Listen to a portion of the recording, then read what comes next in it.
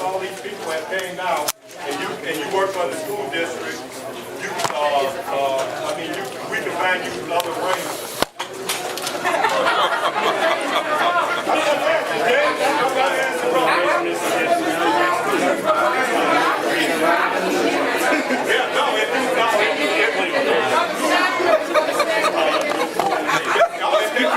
Because I don't know how Stan got in after it.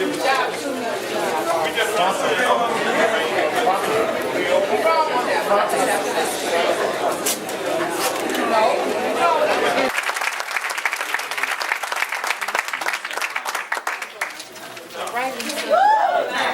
I'm Lisa Crockett from the North Side Crockett's for 90 years on the North Side.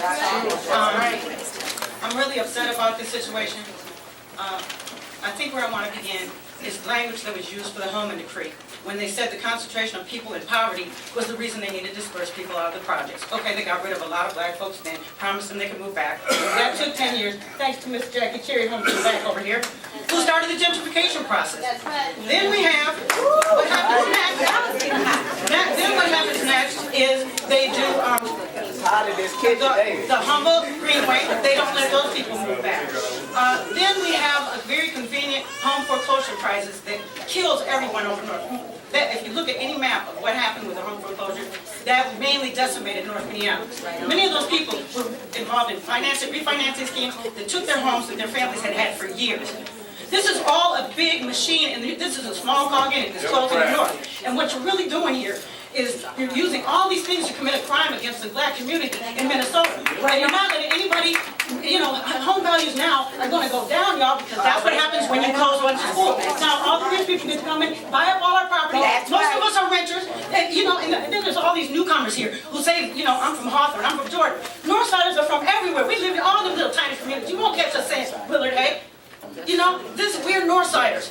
We know what's going on here, and this is going down in history as a crime if this takes place. And I'm telling you, I'm going to be one of the main people writing the book. So I'm not telling you that it's okay. And I talked to you in 2004, Bernadette, at a rally at North, and you promised me you was going to fight for North.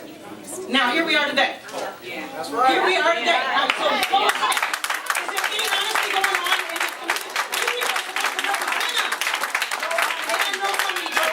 But come on, step up to the plate. Don Samuel's going to represent us when he tells people to burn down North High School. He hopes that all the white developers take all the money out of our community with empowerment funds. I'm saying I'm tired of watching this happen. I'm a Northsider. True Northsiders don't care if y'all feel like we're making trouble. Y'all be troublemakers if you don't stand up for the people. That's what you were elected to do. Go. That's what you were elected to do. I'm tired of seeing people not do it. And that's all I really have to say is this is gentrification. It's just one more cog in a big old wheel. And God will run you over that with that wheel. All right.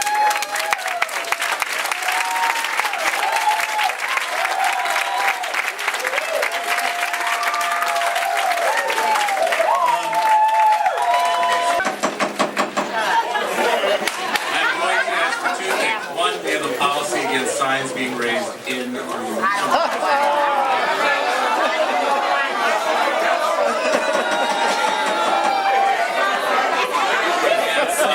have one more person that would like to speak, so I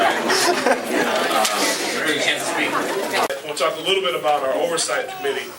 The board asked us to establish a minority, women, and diverse business participation oversight committee to make sure that from a credibility and transparency standpoint that we are doing in the equity office and the contractor is doing and Steve is doing as the facilitator of this project, hitting those minority and women-owned goals. And there's some oversight and transparency to that. That's not just us looking at those numbers. That committee will consist of 2 school board members from the Equity and Achievement Committee, in addition to 5 other people that have agreed to be on the committee. 4 have agreed to be on it, the other one we're waiting for. The 4 have agreed to be on it. Our first is Velma Corbel, who's the Director of Civil Rights for the City of Minneapolis. The other is Luz Marie Frias, who's the Director of Community and Economic Development in St. Paul. The third is Craig Taylor, who's the Director of Office and Business Economic Development for the University of Minnesota. And the fourth is Bishop Richard Howell, who's the pastor of Shiloh Temple International Ministries, who will be our across-the-street neighbor. The selection of those folks was intentional. We wanted to have some folks who had distance from the district, no contracts, no interest in this particular project, who can look at this and tell us if we're not doing what we're living up to do and say we're going to do, make sure that we do that. The second piece is people that have an expertise in this area, in this field. All those folks I just named have that expertise. Ms. Corbell's in charge of the city's contract management minority program. Ms. Frias is in charge of St. Paul's program over across the river. Mr. Taylor was responsible for the TCF minority participation, other minority participation for the University of Minnesota. And we wanted somebody who is a partner in the community, and Bishop Howell is that. Someone whose church is right across the street, who cares about minority women participation, who cares about that community as well.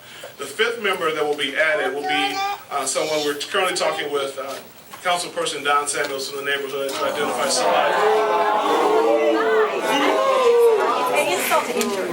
We're currently talking to Don Samuels from the neighborhood to identify somebody from the community. Let me be clear. Don Samuels will not be on the committee, but he will work with us. He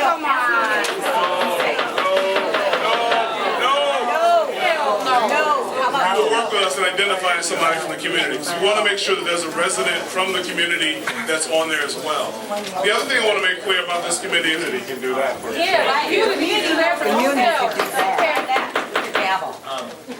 Just want to interject for the integrity of the taping that we have going on. I'm going to ask people to, if they have conversations that they want to maintain, they can have them in the hallway.